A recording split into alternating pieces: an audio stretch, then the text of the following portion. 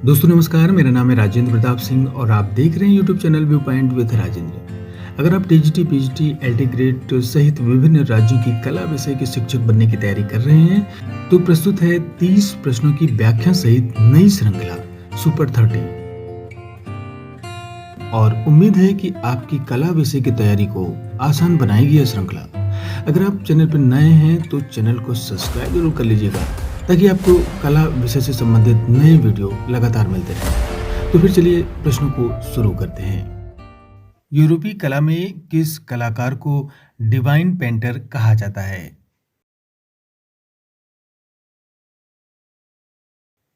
तो इसका सही उत्तर है ऑप्शन सी, राफेल। यूरोपीय कला में राफेल को डिवाइन पेंटर कहा जाता है। यद्यपि माइकल एंजेलो को उनके असाधारण कलात्मक कौशल के कारण इल डिविनो अर्थात द डिवाइन वन कहा गया है। अगला प्रश्न है, किसने मसीह का ध्वज वाले प्रसिद्ध काम को चित्रित किया, जो एक चित्रकला है जिसे एक रहस्यमय छोटी पेंटिंग के रूप में भी जाना जाता है?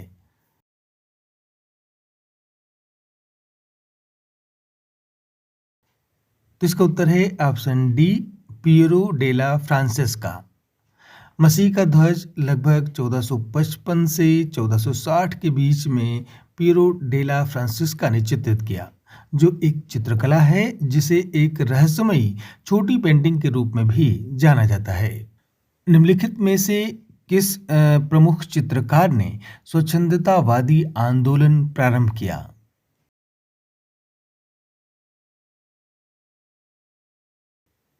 तो इसका सही उत्तर है option B, Theodore Gericault. Jean Louis Andre Theodore Gericault, जो कि एक फ्रांसीसी चित्रकार था, इसको स्वच्छंदतावादी आंदोलन का अग्रदूत माना जाता है। स्वच्छंदतावाद को रोमांसवाद भी कहते हैं। Sleep of reason brings forth monster नामक एचिंग सीरीज को किसने चित्रित किया था?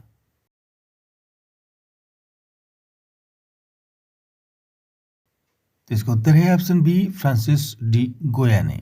Sleep of reason brings forth monster नामक एचिंग सीरीज को फ्रांसिस्को डी गोया ने चित्रित किया था। फ्रांसिस्को डी गोया को 18वीं और 19वीं सदी के सबसे महत्वपूर्ण स्पेनिश कलाकारों के रूप में माना जाता है। डिवाइन कॉमेडी का चित्रकार है? तो इसका उत्तर है ऑप्शन ए, विलियम ब्लैक। 1824 ईस्वी में विलियम ब्लैक ने मित्र कलाकार जॉन लीनेल ने उन्हें दांते की डिवाइन कॉमेडी पर आधारित चित्रों की एक श्रृंखला बनाने के लिए नियुक्त किया। एक समकालीन वृत्तांत के अनुसार बिस्तर पर एक पखवाड़े की बीमारी के दौरान उन्होंने इस विषय के 100 जल रंग चित्र डिजाइन किए थे। प्रभाववाद की एकमात्र महिला चित्रकार कौन थी? तो इसका उत्तर है option B, Mary Cassatt. Mary Cassatt प्रमुख प्रभाववादी डेगा की शिष्या थी, जिसे डेगा ने 1879 ईस्वी की प्रदर्शनी में भाग लेने के लिए आमंत्रित किया था। एडगर डेगा द्वारा चित्रित प्रसिद्ध चित्र बैले नर्तकी किस वाद से संबंधित है? तो इसका उत्तर है ऑप्शन ए, प्रभाववाद। नृत्य गृहों में फ्रांसीसी कलाकार डेगा को नवीन ढंग से संयोजन करने के लिए समुचित वातावरण एवं अनोखा कृत्रिम प्रकाश मिला, जो उनको विशेष पसंद थे। डेगा द्वारा चित्रित बैले नर्तकी प्रभाववाद से जुड़ा है। उनके नर्तकियों के चित्र स्वाभाविक वातावरण व गतित्व से सजीव एवं आदर्श आकार व लय से सुडौल बन गए हैं। उस प्रसिद्ध यूरोपीय चित्रकार का नाम बताइए जिसने महिला आकृतियों की हमेशा लंबी गर्दन का चित्रण किया। तो इसका उत्तर है ऑप्शन बी, मोदिग्लियानी। मोदिग्लियानी ने विवित्र कोमल स्त्री के शरीरों व व्यक्तियों को चित्र विषय के रूप में चुना। उनकी विवस्त्र स्त्री शरीर के चित्र लयबद्ध रेखा सौंदर्य व कोमल स्त्री शरीर के नैसर्गिक आकर्षण के उदाहरण हैं और प्रथम उन्हीं से वे प्रसिद्ध हुए। उन्होंने महिला आकृतियों की हमेशा लंबी गर्दन का चित्रण किया है। इनमें से कौन सी कलाकृति पिकासो ने चित्रित नहीं की? तो इसका उत्तर है ऑप्शन डी, ताश का खेल। किस कलाकार ने अपने अवचेतन रचनात्मक आवेगों को व्यक्त करने के साधन के रूप में कैनवस पर पेंट डालने या टपकाने की तकनीक का उपयोग किया? तो इसका उत्तर है ऑप्शन सी, जैक्सन पोलाक। जैक्सन पोलाक ने अपने अवचेतन रचनात्मक आवेगों को व्यक्त करने के साधन के रूप में कैनवस पर पेंट डालने या टपकाने की तकनीक का उपयोग किया था। अमेरिका में जन्मे जैक्सन पोलाक एक्शन पेंटिंग से संबंधित हैं। अति यथार्थवाद दर्शाता है। तो इसका उत्तर है ऑप्शन ए, स्वप्न एवं अवचेतन मन। अति यथार्थवाद कलाकार केवल अवचेतन मन की क्रियाओं पर निर्भर रहते हैं और उससे प्राप्त विरोधी प्रेरणाओं को एकात्म रूप देने का प्रयत्न करते हैं। वह तर्कशास्त्री विरोधी तत्वों में समन्वय स्थापित करते हैं। स्पेन का अति यथार्थवादी कलाकार कौन था? तो इसका उत्तर है ऑप्शन ए, साल्वाडोर डाली। स्पेन के अति यथार्थवादी कलाकार साल्वाडोर डाली व घनवाद व दादावाद से भी संबंधित हैं। उनकी बनाई प्रमुख कृतियों में द परसिस्टेंस ऑफ मेमोरी है। अगला प्रश्न है कि मास्टर ऑफ कलर्स के नाम से विख्यात महान कलाकार का नाम चुनिए। तो इसका उत्तर है ऑप्शन सी, हेनरी माथिस। हेनरी माथिस रंग और रूप के सच्चे स्वामी थे, जिनका कला के प्रति अभिनव दृष्टिकोण ने आधुनिक चित्रकला और मूर्तिकला में क्रांति ला दी। बोल्ड, जीवंत रंगों और सरलीकृत रूपों का उनका उपयोग आज भी कलाकारों को प्रेरित करता है। उन्हें मास्टर ऑफ कलर्स के नाम से जाना जाता है। प्रसिद्ध चित्र महालक्ष्मी, जिसे धातुई किवाड़ पर चित्रित किया गया है, उसके रचनाकार हैं। Option C, Atul Dodiya.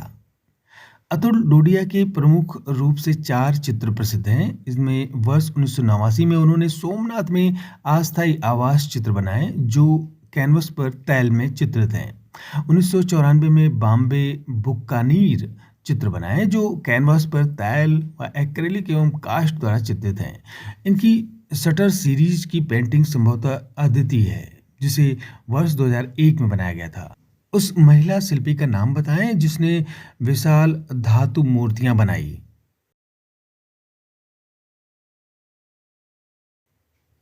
तो वह है ऑप्शन ए, लतिका कट्ट। लतिका कट्ट पत्थर की नक्काशी, धातु ढलाई और कांस्य मूर्ति कला में प्रतिष्ठा प्राप्त की थी। वह मकर संक्रांति, दशाश्वमेध घाट, वाराणसी नामक अपनी कांस्य कृति के लिए बीजिंग आर्ट बिएने पुरस्कार प्राप्त किया था उन्होंने। कला का वह रूप जिसमें ऑप्टिकल भ्रम पैदा किया जाता है कहलाता है।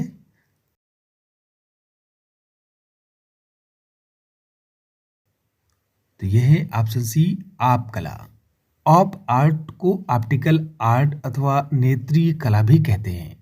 दृष्टि विज्ञान में अक्सर उद्दीत म्यूलर लायर आकृति, टिश्नेयर आकृति, जड़ आकृति एवं सेंट लुइस शहर का विशाल तोरण द्वार नेत्री भ्रम के सुविख्यात उदाहरण हैं। कलाकार को पहचाने जिसने न्यूड ड्रेसिंग ए स्टेयरकेस की चित्रकारी की है।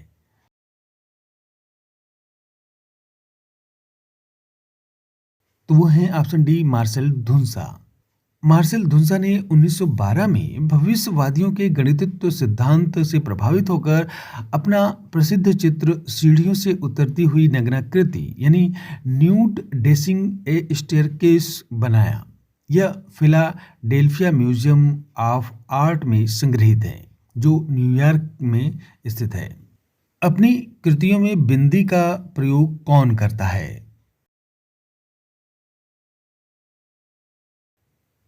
तो इसका उत्तर है ऑप्शन सी, भारती खेर। भारती खेर अपने चित्रों में बिंदी का प्रयोग करने के लिए प्रसिद्ध हैं। इनका जन्म 1969 में लंदन में हुआ था। इन्होंने अपने चित्रों की रचना भारत में की थी।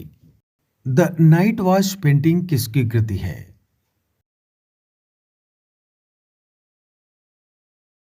तो ये है option C Rembrandt. The night watch painting जो है रैम्ब्रा के द्वारा 1642 ईस्वी में चित्रित किया गया एक तैल चित्र है। यह चित्र एक मिलिशिया कंपनी का एक ग्रुप चित्र है। गणपति द वैरियर नामक रचना किसने चित्रित की?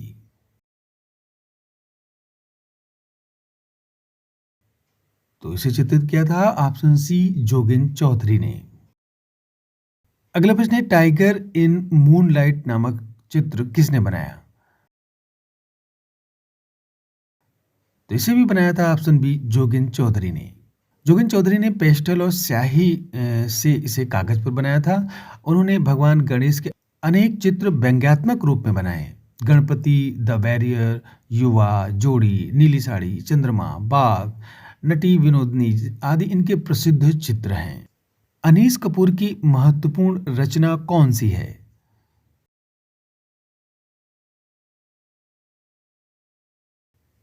तो वो है ऑप्शन सी क्लाउड गेट। यह शिकागो के मिलेनियम पार्क में स्थित है। स्थानीय भाषा में इसे द बीन कहा जाता है। अनीस कपूर एक भारतीय ब्रिटिश कलाकार हैं जिनका जन्म 1954 में मुंबई में हुआ था। उस कलाकार का नाम बताइए जिसे कैलेंडर आर्ट, फर्नांड लेजर और हेनरी रूसो की कृतियों से प्रेरणा मिली।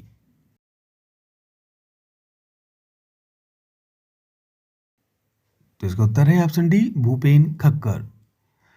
भूपेन कक्कर शुरू में हेनरी रूसो, फर्नांड लेजर और पॉप आर्ट से भी प्रभावित थे। तरह तरह के कैलेंडरों और ऑलियोग्राफ आदि के उन्होंने कोलाज बनाए। भूपेन की चित्र भाषा में भारतीय मिनिएचर कला, ऑलियोग्राफ आदि से शुरू होकर पश्चिमी चित्रकला की परंपरा से गहरा संवाद है। अगला प्रश्न है ज्यामिति अमूर्तन कला के निमित्त किस कलाकार ने नियो प्लास्टिसिज्म का प्रयोग किया? तो इसका उत्तर है ऑप्शन बी मोन्द्रिया।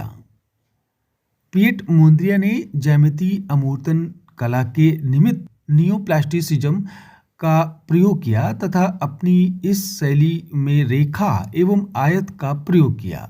उन्होंने अनुमान लगाया कि सीधी रेखाएं प्रकृति में मौजूद नहीं हैं। उन्होंने कला के सामंजस्य एवं क्रम के लिए केवल सीधी रेखा का प्रयोग किया। ज्यामिति चित्र प्रकृति के रचनाकार कौन थे?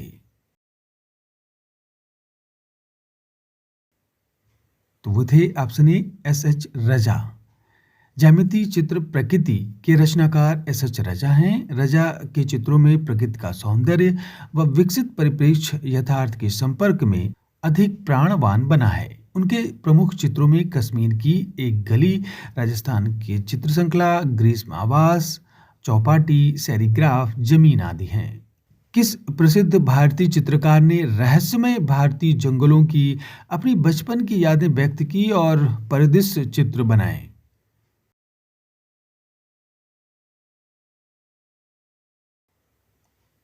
तो इसका उत्तर है ऑप्शन सी एस एच रजा। एस एच रजा का कलात्मक कैरियर शुरू में प्रकृति पर ध्यान केंद्रित करके शुरू हुआ, जिसमें उनके आसपास के वातावरण से प्रेरित पेंटिंग, फूल आदि शामिल थे। अगला प्रश्न है कि प्रगतिवादी समूह के कलाकार गाय तोड़े जाने जाते थे इस रूप में? तो इसका उत्तर है ऑप्शन ए पेंटर के रूप में। प्रगतिवादी समूह के कलाकार गायतोंडे एक पेंटर के रूप में जाने जाते थे। इन्होंने वस्तुजनित संयोजन और श्रेष्ठ पोत का निर्माण किया। ग्रुप 1890 की स्थापना किसने की?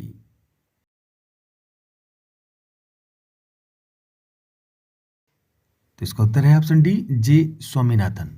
25-26 अगस्त 1962 को जे स्वामीनाथन के नेतृत्व में दर्जनों कलाकारों के समूह जिसमें अंबादास, जयराम पटेल, ज्योति भट्ट, राघव कनेरिया, बाल कृष्ण पटेल, गुलाम मोहम्मद शेख जैसे हिम्मत शाह आदि कलाकारों के सहयोग से भावनगर यानी गुजरात के बड़ौदा जिले में स्थित ग्रुप 1890 की स्थापना हुई।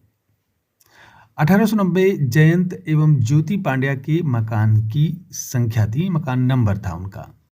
नीली तस्वीर जिसमें कहत कबीर शीर्षक वाले प्राकृतिक दृश्य जैसे छोटी छोटी मानव आकृतियों को चित्रित किया गया। इसकी रचना की है।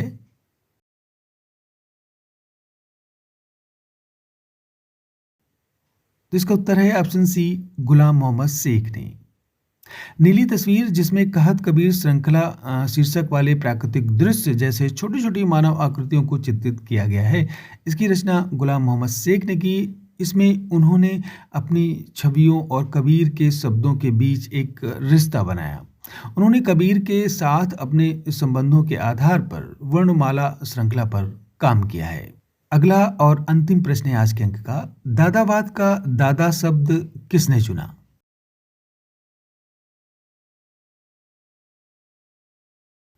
तो इसका उत्तर है ऑप्शन बी, ट्रिस्टा जारा। रोमानिया के प्रतिभाशाली कवि ट्रिस्टा जारा, हुगो, बाल और हंस आर्फ ने मिलकर दादावाद को जन्म दिया। बाद में जारा ने ही लगभग नेतृत्व संभाला। वर्ष 1918 में दादावाद का घोषणा पत्र सामने आया। ट्रिस्टा जारा को श्रीमान दादा माना जाता था। तो फिर आज बस इतना ही। उम्मीद है आपने सारे प्रश्नों को सॉल्व किया होगा। नमस्कार।